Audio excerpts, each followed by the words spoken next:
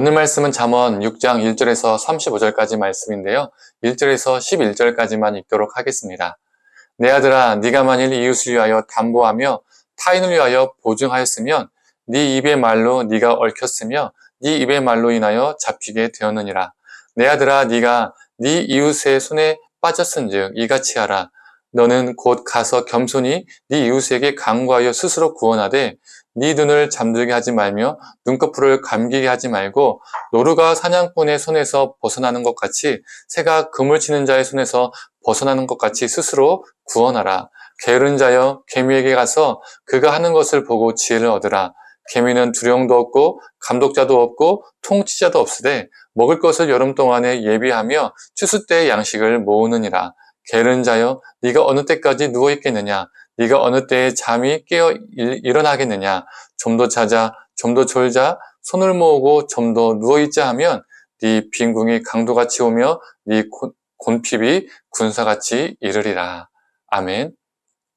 오늘 아침 묵상을 통해서 하나님의 지혜가 우리 가운데 가득하기를 간절히 소망합니다. 오늘 본문을 보면 사람이 경계해야 하고 조심해야 할 것 4가지를 말해줍니다. 먼저 보증입니다. 사람들은 보증을 꺼려합니다. 왜 그렇죠?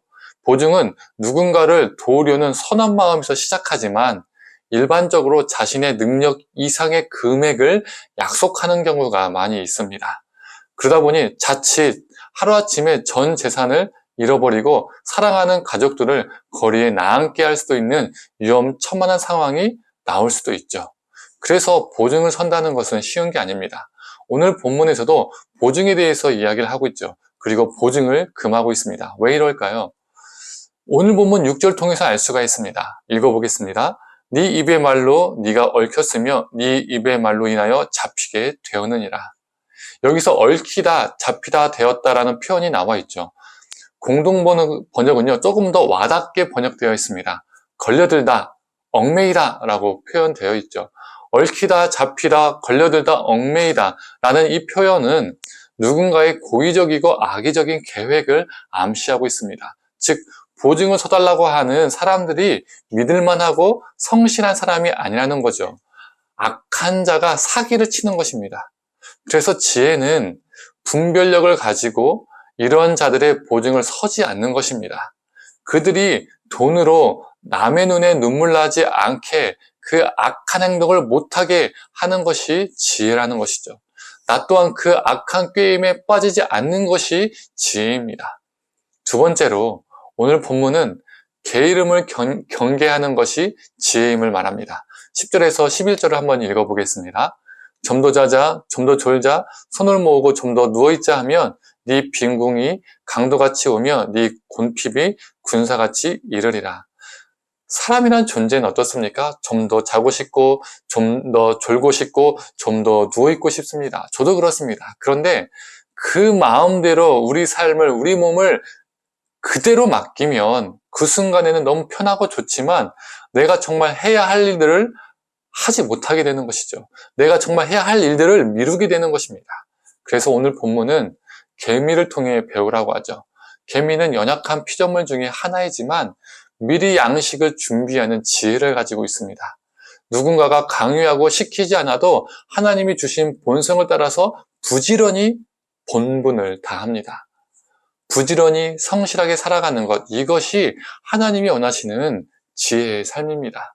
저와 성도님들 모두 오늘 하루도 성실하게 살아가는 지혜로운 자가 되기를 간절히 원합니다. 세 번째로 오늘 본문은 말과 행동에 신중한 것이 지혜임을 말해줍니다. 12절을 보면 악한 자는 자신의 불량함을 입으로 증명하고 다닙니다.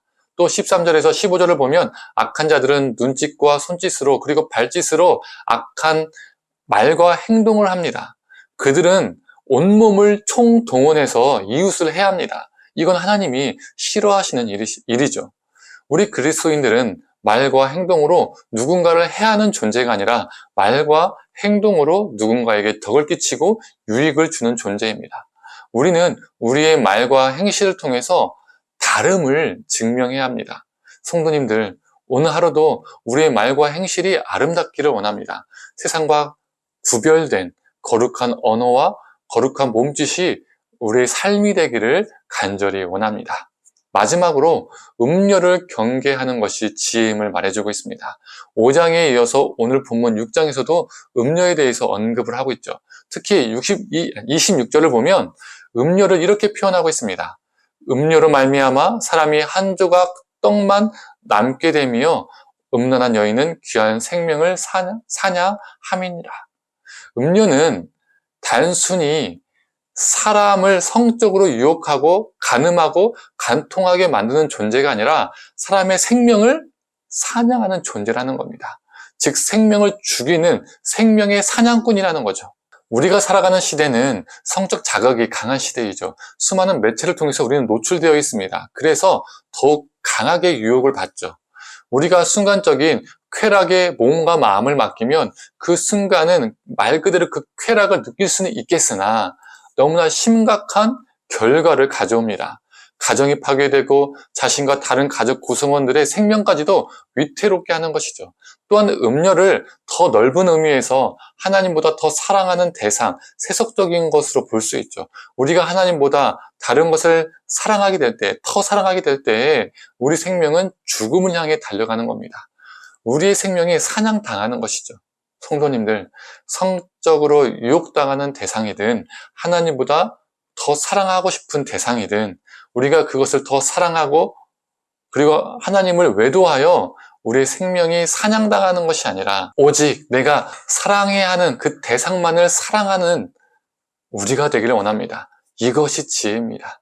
하나님을 사랑하고 내 배우자와 내 가정을 사랑하는 지혜로운 자가 되기를 간절히 원합니다. 정리해볼까요? 첫째, 악한 자의 꾀임에 넘어가 보증을 서주는 것을 경계하는 것이 지혜입니다. 둘째, 게으름을 경계하는 것이 이것이 지혜입니다. 셋째, 나의 말과 행동을 악으로부터 경계하는 것이 이것이 지혜입니다. 넷째, 음료를 경계하는 것, 이것이 지혜입니다. 이 지혜로운 삶을 살아가는 저와 성도님들이 되기를 간절히 소망합니다. 함께 기도하겠습니다. 하나님, 우리가 악한 자의 꾀임에 넘어가서 보증을 서주는 어리석은 자 되지 않게 하여 주시옵소서. 또 게을러서 우리에게 맡겨진 본분을 늦추고 미루는 어리석은 자 되지 않게 하여 주시옵소서. 또한 우리의 말과 행동이 악하여서 누군가를 해하는 어리석은 자 되지 않게 하여 주시옵소서. 또 음료를 사랑하는, 헛된 것을 사랑하는 어리석은 자 되지 않게 하여 주시옵소서. 오직 하나님만을 사랑하고 하나님을 사랑해서 우리의 말과 행동이 사랑으로 넘치고 그 사랑을 타자에게 베풀 수 있는 우리의 삶이 될 수 있도록 주님 붙들어 주시옵소서. 하나님을 사랑하기 때문에 우리의 그 시간들을 우리가 귀하게 여기고 성실로 살아가게 하여 주시옵소서. 또한 하나님, 우리에게 지혜를 허락하여 주셔서 악한 자의 꾀임에 빠지지 않는 그 꾀임을 이겨낼 수 있는 지혜로운 존재 되게 하여 주시옵소서. 감사드리며 사랑이 많으신 예수님의 이름으로 기도드립니다. 아멘.